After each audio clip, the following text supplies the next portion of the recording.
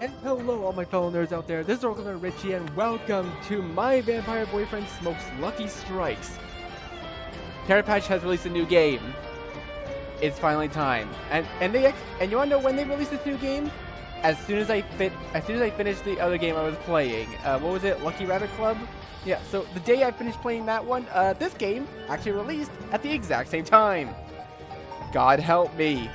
so, so of course, as tradition, I am going to be playing this game as always, because I always play every new release that this guy makes, and honestly, at this point, we might as well just be friends. So, welcome to my vampire boyfriend Smoke's Lucky Strikes. It is the newest game that Carrot Patch has made. I can't wait to play it. Genzo is on the cover. We already know how this is probably going to go, so let's just go ahead and click start.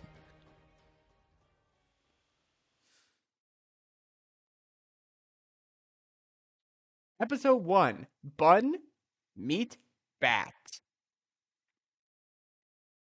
This this is gonna be crazy. I just know it. Wait! His footsteps echo across the damp pavement, a mocking jeer in his plight. And as he clutches his bag to his chest, he can feel his heart screaming at him. A hairy cacophony is thrumming along the surface of his skin and making his eyes blur with tears of frustration. Okay, we're already in a horror situation. Great! Stop! Wait! He wills his feet faster, but already his knees feel like jelly, threatening to collapse with each renewed step. And he can feel the laces of his brown oxfords beginning to loosen and flap. He reaches out, fingers stretched and trembling against this dark backdrop of a city skyline. Please, please, please, please, please, please, please, please, please, please, please. But it's too late. Without so much as a pause, the bus currently idling at the E Grand Ave stop closes its door shut with an air of finality and pulls away, leaving behind nothing but a plume of diesel-dyed exhaust fumes in its wake. Oh, Iggy! My baby boy! Look, oh, he just missed his bus. That's all that happened. Like, he wasn't being chased or nothing. It's with a melancholic slump that Ignatius Iggy Maxwell slows to a stop at the now empty bus stop. Also, a half trip over his loosened Oxfords, about a gallon of cold sweat leaking down his back, but that's neither here nor there. He stands there, chest heaving, muscles quivering, and the faint taste of copper on his own tongue. As he watches the light of the downtown bus disappear around the far corner of the forlorn dejection. Crap. He wipes his forehead and coughs. Crap, crap, crap. Not his day. Not his day. Not his day. First, his code getting ripped to shreds in the day his code review session. Then someone stealing his pepperoni mustard sandwich out of a break room kitchen. And now this.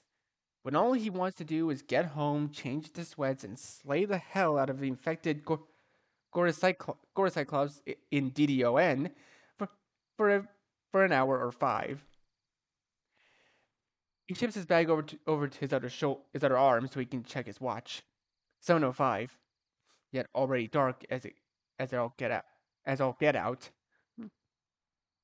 That's fall for you. Leave for work in the dark. Get home in the dark. Dark, dark, dark, dark, dark. At least the changing leaves and pumpkins sprouting up on people's doorsteps give him a few sparks of joy here and there. With a half-hearted wander towards the nearby timetable, he checks the next bus. Nearly an hour from now. This day just can't stop getting any better, can it? He can walk home faster than that. He glances back at the bench. The street lamp is casting an eerie high contrast, dark shadows stretching across the sidewalk towards the black mess of brush and trees backdropping it. Cobweb-like shadows from the branches overhead dance across the scratched surface of the pavement. Each shuddering breath of wind sending him into a frenzied staccato? Yeah, staccato, while dry leaves tumble and scrape past the bench's dull, rusted legs. One particularly garnished what one particularly garnished one bouncing its way all the way over to the toe of his Oxford. He grimaces. Yes, perhaps a walk wouldn't be that bad after all. He could use the exercise. It's not like he it's not like he just ran a marathon half down a grand just to get here or anything. He takes his moment to tidy himself, reknotting his shoes, fixing his collar, running a hand through the amused curls of his white hair. Then clasps his hands together in a gesture to per, peremptory self motivation and sets off. Down the rest of Grand, then turned right at Ash, 5 blocks on First, then left into Sydney. 30 minutes max. Then he'll then he'll be wrapped up in an oversized hoodie, shooting down harpies like a mother effing Legolas. You've got this, Iggy. Yes, you got this, my boy. His homeward trek starts strong. He's got a crisp groove to his step. His shoulders are back. And he's making good time. The way to Ash is in only 10 minutes, and 10 skyward curses towards himself for choosing today to forget his headphones in the morning scuffle out the door. Because he sure as heck would be really benefiting from them right about now. It's what it's when he's about 2 blocks down Ash that he starts losing steam. His steps have lost their crispness, and his breath has grown more labored, bringing his somewhat impressive speed walk down to a less awe-inspiring amble. He wears out the sweat beneath his collar, wishing perhaps to just slightly that he didn't start off so ambitious. When he hit when he hits the small industrial neighborhood between Ingersoll and Ingram, though, that it really starts to catch up on him. And he has to take a moment to stop and catch his breath, hand against the slick siding of an old car shop, as he blames his reclusive tendencies for not getting out nearly as much as he should. He coughs, leans back against the gray vinyl cladding. There's no one around. Not even any cars rumbling past. The stoplight a few yards back of one of those hanging ones, rocking back and forth in the chilly night breeze, with low, groaning creaks. A prickle of unease coils its way up his spine. He shoos it away. Another cough, a bit phlegmier this time. Ugh. I know that feeling. And he uses the propulsion to push himself up and away from the side of the building. What are you, 5? You gotta stop getting spooked by every little. He stops. Well, look at that, he got spooked. Because he definitely hears something. In the alleyway just a few steps ahead of him. He goes deathly still. Just listening. Listening. It's a fleshy noise. Visceral and unsettling. Rustling. Then slurping. Almost lewd sounding as if this were any other situation. Short panted breaths followed by what sounded like a strained groan. The heck? This time, the sparkle in his spine lights into a firecracker, and he goes ramrod straight, not even swallowing as his eyes lock onto the strips of black. That, that is the alleyway just up ahead. An animal? But something about it sounds so human.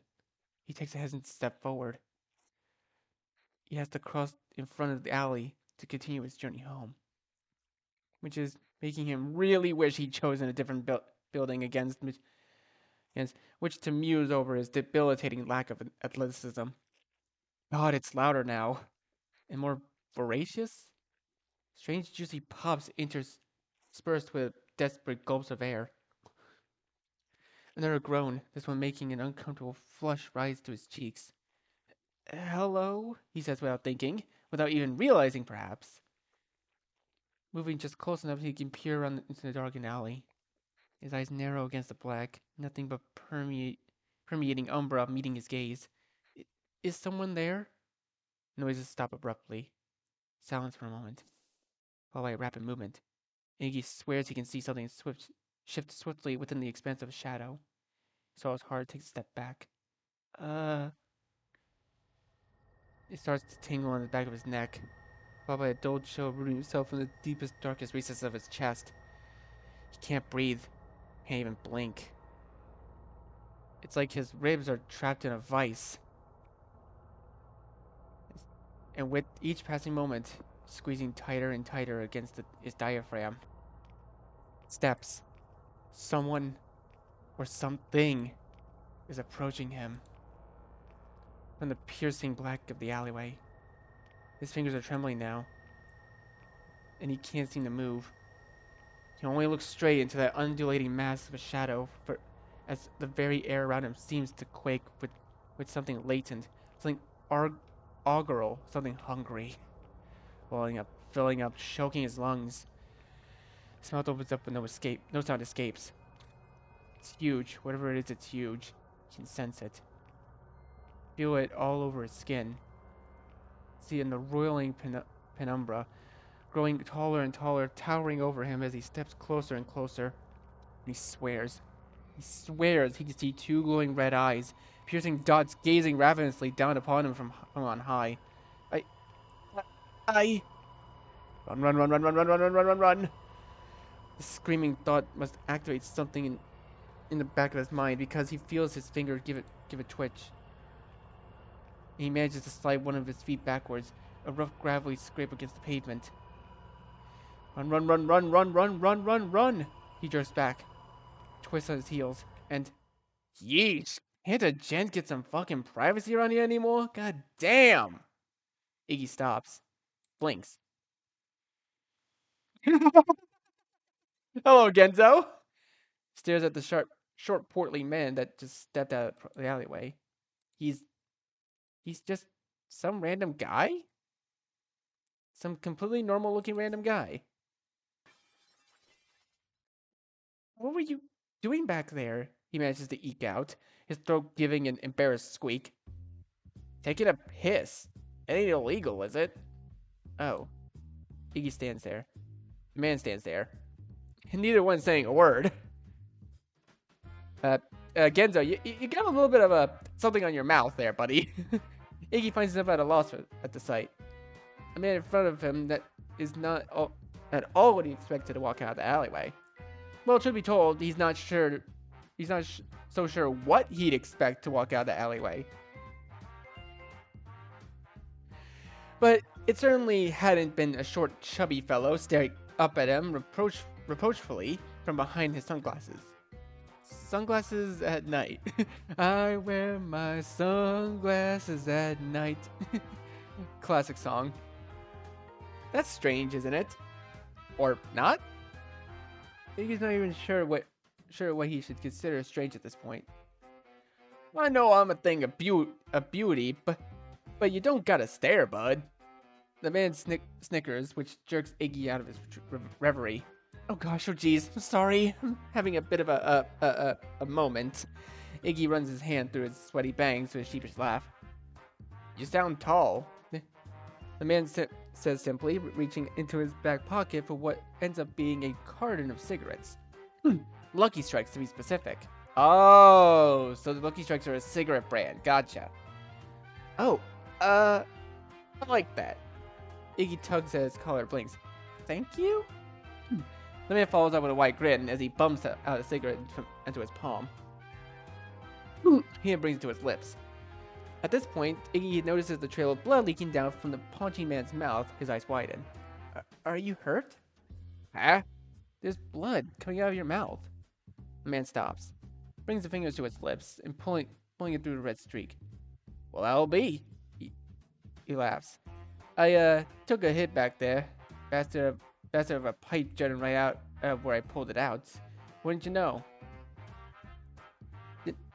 Didn't think it hit me quite that hard, though. Okay, so you have your first choice. I'm gonna say here then. So glad that these games follow the same rules. Okay, take a look at it for him. Yeah, take a look at it for him. Why not? But I feel like he wouldn't want me to get in his personal space. Is this how Iggy thinks all the time? Suggest he sees a doctor. You should really get that looked at. There have been a There could have been rust on the pipe, bacteria, parasites, who knows what else. Now there's a lovely thought. Tiny critters squirming around between my bicuspids? I never heard that term in my life. The man snickers, but cigarette bouncing up and down between his lips. I'm almost tempted. I'm serious, you could get really sick. You should see a doctor. Do I look like someone that cares deeply about my health? Be honest with me, bud. Iggy straightens, pout forming on his lips. But he doesn't finish, simply watching the shorter man pull out his lighter. Sucking on a fucking death stick, and this kid wants me to see a doc? The man grumbles beneath his breath as he wipes away the rest of the bloody trail from his lip. He finally puts on the lighter, holding a hand against the wind as he brings it to the tip of his cigarette. Once he gets it burning, he leans his head back and lets out a small plume of smoke into the air. What, want one? He offered the carton. Iggy shakes his head. Nothing. He blinks. No thank you, he says after another beat of silence. The man shrugs, tucking the carton back into his pocket. Silence again. Iggy watches the smoke curling up above the man's head. The way his stubbled lips are wrapped leisurely around the filter with each drag. More like one after a meal, the man says as though in explanation, after the silence stretches out another long beat. Oh. The man cocks his head, and Iggy sees his nostrils twitch. You know, you smell pretty good. Iggy blinks, stands up a bit straighter. He's unsure how to respond. Shorty man moves towards him, now it's going like crazy now. So close to Iggy's chest that he's forced to lean backwards. Then just as abruptly moving to the side of him, the back, lifting his arm up and stiff around his wrist. Fuck, you smell really good. Thank you? You smell like cigarettes. Iggy watches in confounded wonderment. And grease. The man seems to take notice of his odd behavior, sliding back around Iggy's front with a sheepish laugh. You'll have to forgive me. Been in a bit of a drought lately, if you catch my drift. He prods his elbow in the air. Oh, wait, we get to make a pun here. Did they turn off your water? Oh, did they turn off your water? Iggy eyes widen in concern. The man blinks, staring up at him blankly, then snorts with such fervor that smoke billows out of his nostrils in humorous-looking puffs. Fuck, you're cute. Only Iggy has trouble making out the words between the subsequent coughs. Huh? You're a hoot.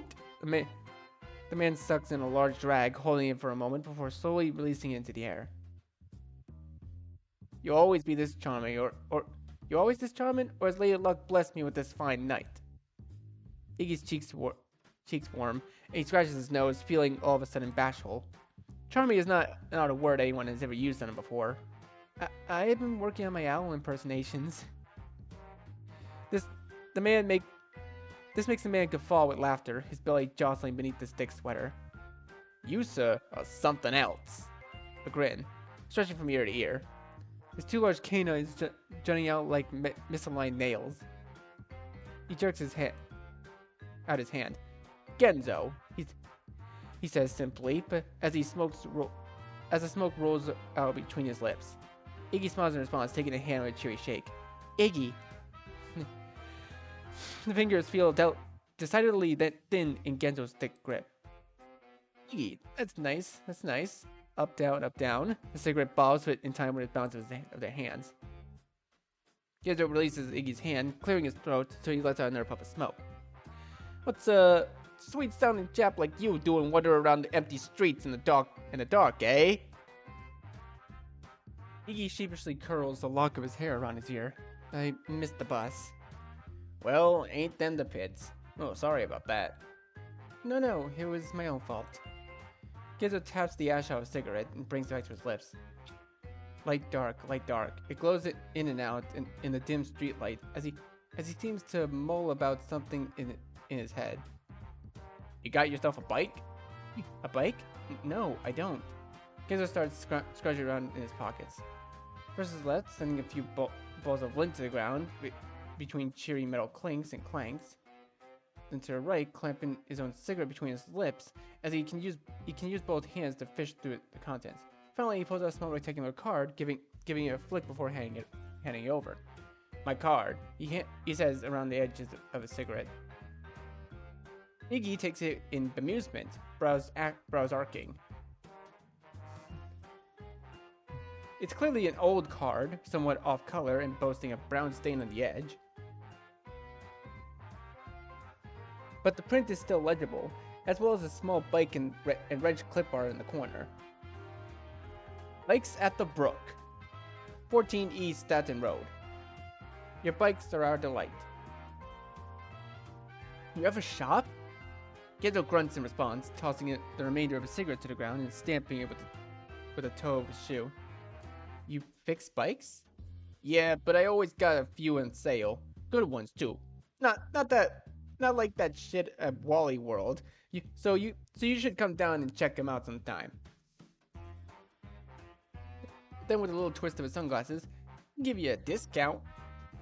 Oh, that's so kind. Iggy's eyes waver as he continues taking the card and guilt nibbling at his toes. I don't. It's just, he swallows. It's been quite a while since I've ever ridden a bike, so I'm not really sure, you know.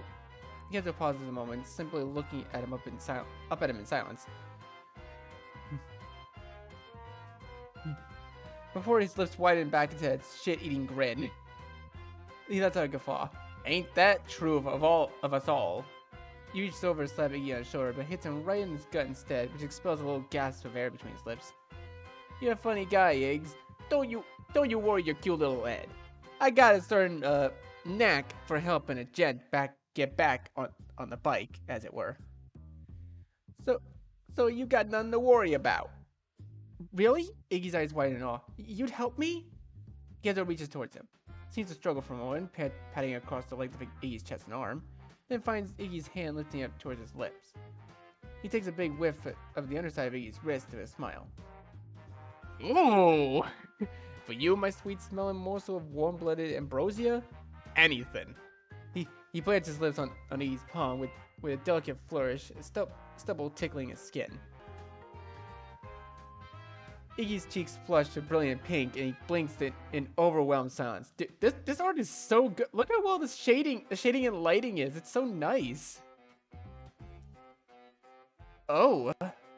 Now then, at the moment, I do in fact have places to be, and places I need to be at. So you'll have to excuse me, as much as it pains me to say. Genzo splays his hands in an over-embellished shrug. Iggy shakes his head rapidly, finding it hard to do much of anything, as the blood continues to pound through his cheeks. No, it's okay. So he can hear the rapid thundering of his heart. Genzo chuckles. Don't let that blood boil too much for me now. Iggy curls the same lock of hair behind his ear again. Alright, well, you stay safe now. Genzo tilts the edge of his sunglasses down again, and drop by any time. My door is always open. Well, oh my god, okay, you know what? If you call his wide grin a shit-eating grin, this is literally a shit-eating grin, honestly. With a hum, he reaches a thin cylinder of retracted metal and looks to his flicking it to a full-length cane. He then turns his heels, the marshmallow tip of the cane dancing back and forth across the length of the sidewalk in front of him with each step. Iggy watches him go, his eyes slowly narrowing. Wait a minute. His mind starts spinning with everything Genzo said to him during the short conversation. The illusions that Iggy hadn't quite gotten at first. That only now starting to click together. Blood on his lip, strong sense of smell, sunglasses in the dark. Genzo is... His eyes narrow further. Genzo is... You're blind? Ahead, Genzo abruptly trips, nearly staggering onto the ground. The fuck? I thought it was pretty damn obvious. I'm sorry, I didn't know. Overwhelmed, Iggy goes running off in the opposite direction, his awkward clapping against the sidewalk. Oh, poor dude. It's like, wait a minute. Wait, you're blind? I thought he realized Genzo was a vampire for a second. He doesn't stop until he reaches the end of the next block, huffing and puffing as he rounds a nearby apartment building and stops to catch his breath, leaning back against the brick.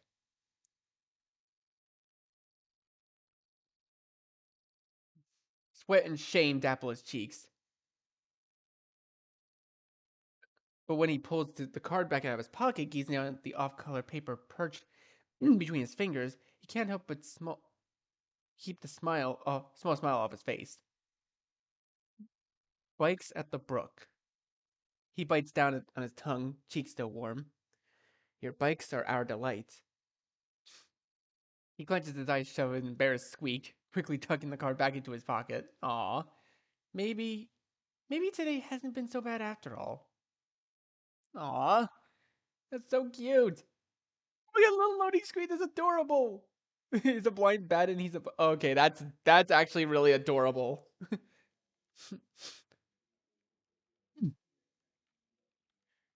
What you looking at? Ah! Iggy jerks back with a start, the card flying out of his hands into the backside flips inward, leading to a swift slide down in front of his computer chair and even swifter thud to the carpet below. His legs pretzeled upwards and his head resting unceremoniously on the wheeled legs of the chair. He groans, his vision swimming. That was an overreaction if there ever was one. Hey! Wait, I feel like I should know him. What's it? He Bucks' husband in the other games, or is he a different character? Wait. Barrick. Okay, Barrick, that's your name. Barrick whistles nonchalantly as he snatches the fluttering card out of the air. Bikes at the brook? You don't even own a bike. Iggy rolls over with a defeated slump, hand on the fresh bump on the back of his head as he attempts to crawl from under the desk. Yeah, well, maybe I was thinking of getting one. You? Barrick's eyes brighten with a mischievous flash. The man we had to send a search party for the day the elevator broke down. It was a lot of steps. We're on the second floor! Iggy forces a chuckle, fixing the angle of his chair wheels before sitting back down. His hair beused, his collar twisted. Maybe I'm a changed man. He reached for the card. Barrick whisks it out of reach, which elicits a whine from Iggy. If you're a changed man, I'm a 14-karat gold statue of Jean-Claude Van Damme, and I'll be Van Damned before I let anyone Claude my gene. What does that even mean? It means the Ignatius Maxwell I know wouldn't be over here all morning oog-snoogling over such an athletical aspirations as bicycular pursuits. He wraps the edge of the card on the crown of Iggy's head, then, now tell me your true intentions with this piece of card stock, or you're not getting it back. Barrick! Barrick responds with a sharp angled glare aimed straight at the rounded tip of Iggy's oversized nose. Iggy is forced to relent. With an awkward brush of his bangs, he drops his gaze and in a voice as soft as cheese, mumbles, "A guy gave it to me." Barrick is... Oh my god, what the fuck is that face, dude? What is that face? Oh my god. Okay. Okay, I'm classifying this freaking oh whoa face as a shit-eating grin. That is a shit-eating grin if I've ever seen one. Eric is sitting at his desk in 1 second flat, hands perched coquettishly in his lap. Oh, dude, hell. Oh, dude. Okay, you know what? Carrot, you've outdone yourself. This game is fucking hilarious. Wait, no, I just realized. Isn't Barrick from that other game? When the it's like when the something goes red or whatever. Oh, what was it called again? Well, I need to look back at my channel. Okay, hang on. I'm looking back through my channel, trying to remember what the game was called. It's like when the something strikes red or whatever.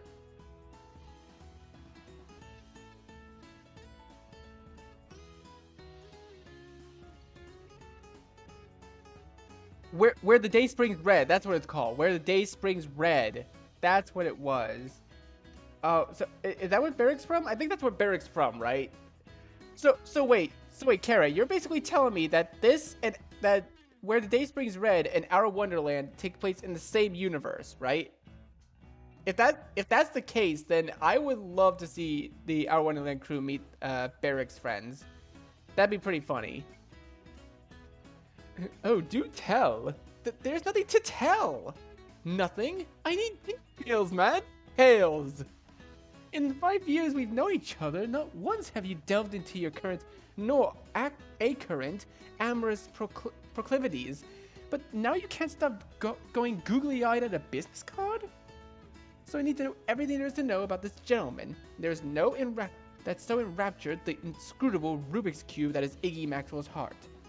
Iggy feels the heat start to build in his cheeks, and he involuntarily begins messing with the collar of his shirt, buttoning and unbuttoning it over again. I met him last night. He just seemed really nice. And then in a barely audible mumble, he made me feel special. Special, I see. Barrick is crouched next to him, elbow perched on the desk as he moves in closer. And what is he like? I need to know what catches those wide rabbit eyes of yours. Tall, rugged, wildly and brutally ripped to the point where he could bench five of you over dinner. He was actually kind of short. Oh, short king, I see. Ooh, a short eating beans, I see. Or more really short. Uh-huh. And a little chubby, and he smelled like grease and smokes like a chimney, and doesn't seem to shave. He looked a bit like he'd been sleeping out in the street all night. He laughs sheepishly as the red painting in his cheeks increases by leaps at every passing second. Barrick's eyes narrow in confusion. Uh-huh. But he was just really charming, I guess. I liked how he made me feel. Iggy wrings his hands around his lap, but unable to meet Barrick's gaze. No one's ever made me feel like that before. It was nice. Barrick sighs. Oh, Iggy. He then reaches up to poke Iggy's forehead with the tip of his index finger. Are you listening to yourself? You're a grade A fortified smitten. I am not! You are, and your objections are hereby and forthwith overruled. Barrick slaps the business card against Iggy's forehead with his finger that had just been making Iggy squeak. Now, I assume you plan on paying him a visit to this unique-sounding man's place of business, yes? At this, Iggy grows bashful, nervously fixing his glasses. I don't know. What? Mr. Lager, sir, there's been a problem detected in the server mesh distribution algorithm. A player is exploiting it to turn thousands and thousands of in-game meshes into giant Not now! Can't you see I'm busy with something important? Barrick takes Iggy's shoulder, pulling him to his feet. Talk with me. Two of them exit the main development office, following the two-toned abstraction pattern of the carpet down the hallway towards the second floor balcony. Oh, also, I want to take this moment that I don't know what that sound effect is, but okay. So Carrot, if you ever want like voice acting in your game, seriously, I am right here. I will voice act Iggy for you, buddy. I will totally do it. Along the way, Barrick stops at the vending machine, taking a moment to key in the numbers for a can of Jack's pumpkin soda, Iggy's soda of choice. Is it actually pumpkin soda? Like, wait, I actually want to look this up. Hold up. Oh my god, wait, pumpkin soda actually exists. Wait a second. Wait a minute. Why did I never heard of this? How have I never heard of this? I need to try to figure out how to make some of my own pronto. That sounds delicious, honestly. Pressing it wordlessly into Iggy's hands before continuing on the outer door. Ooh. Now, Barrick turns to him once they're outside on a small balcony overlooking the downtown park, pausing for a moment as Iggy pops open the tab of a soda. What is instilling this doubt within your loins, young Maxwell? Iggy takes a nosy slurp slurp soda fizz dribbling down his chin. He snips and hiccups. It's just, what if he doesn't like me? Did he not give you his card? Clearly he has interest. But why? I'm nothing special. I'm boring and drab, and I've never even been in a relationship before. I don't even know what to do. What if he just hasn't realized that? What if he finds out the real me scrams the heck out? Iggy, mate, he met you just last night. How can you be thinking these thoughts already? Tiny tears have started to well up in the corners of Iggy's eyes, potentially from the carbonation. Barrick sighs, a soft smile forming on his lips. He places his hand on Iggy's shoulder to a comforting squeeze. First off, no. Sure, you may need to learn to leave your apartment more, but you're not boring. You can be very silly and sweet, and you always bring a smile to my face. Really? Iggy's eyes warble. Second, drab? Please, look at this cheek you've got going on. You've turned dev work into rev work. Vroom vroom. Barrick mimics the motion of a motorbike with his hand. Iggy stares up at him blankly, glances down at the current tire, then back up. He blinks. Barrick moves on. Third, none of that even matters because clearly this guy already saw what he wanted, or else he wouldn't have gotten you that card or charmed the socks off for you. Barrick taps Iggy's forehead with to the nose of his chin. You may not have any relationship experience, but you got 31 years of experience being yourself, which is all you need. And all you'll ever need if this is the right guy for you, Iggy's bottom lip starts to tremble. Starting as a wibbling quiver, then building into a full-blown warbling vibrato as the tears start running hot, salty rivulets down his cheeks. Eric! He throws himself at Barrick's chest, burying his face into the taller man's shirt, then as he weeps freely, hiccuping pumpkin-flavored bubbles between each hitch of his throat. Barrick takes a startled step back, then returns the embrace with a knowing sigh, running his hands up and down Iggy's shuddering back. Yeah. You really think he won't think I'm too weird or something? No, I don't. And anyone who does think that doesn't deserve you. Plus, I'll murder them in their sleep. Iggy chuckles, snot and phlegm catching in the back of his throat. Thanks, Barrick. Anytime, anywhere. A pause. Oh, if you could, maybe stop pouring pumpkin soda on my shoes. Iggy blinks, realizes he's got the can upside down with a stream of orange bubbly liquid aimed straight at Barrick's loafers. He pulls back with a snap. Sorry. Not a problem at all. I'll just charge them to your employee account. Kidding. I'll charge them to Jerry's. He'll never notice. Okay, let's get back inside. It's drafty out here. Yeah, I was starting to lose feeling in my ears. That's no good. What if he wants to nibble on your ears tonight? I've known a few ear nibblers in my day. There's not gonna be any ear nibbling. And what if it's going over today? That was implied. You gotta strike the iron while it's hot, or in case hot and bothered. Now let's go and figure out what you're gonna wear. I hate you so much. You need to tell me where you found this guy. I could use a roughish yet charming alley man in my life. Been going through a bit of a drought lately. Drought? Oh, I love this. I love this a lot. This is just too goofy. And this is only episode 1. Oh, look at his little casual fit. It's so cute. It's in one of those new It's in one of his new sweaters and denim jacket that Barrick has described as sassy but shy. That Iggy shows up at 14E Staten Road. All right. I know this is only episode 1, but I feel like I'm gonna have to leave this video here for now. This game is awesome. This is really good so far. I love it. So I'm gonna leave this here for now, and I'm not sure if we're approaching end of episode 1 yet, and I don't want to know yet. Carrot, I know you're typing in the comments. Don't spoil it for me. But I'm gonna leave this video here for now. So Thank you guys so much for watching this video. Be sure to leave a like, comment what you think, share this video with your friends, and be sure to subscribe and click the bell so you don't miss a single notification. I'll see all of you in the next video. Goodbye.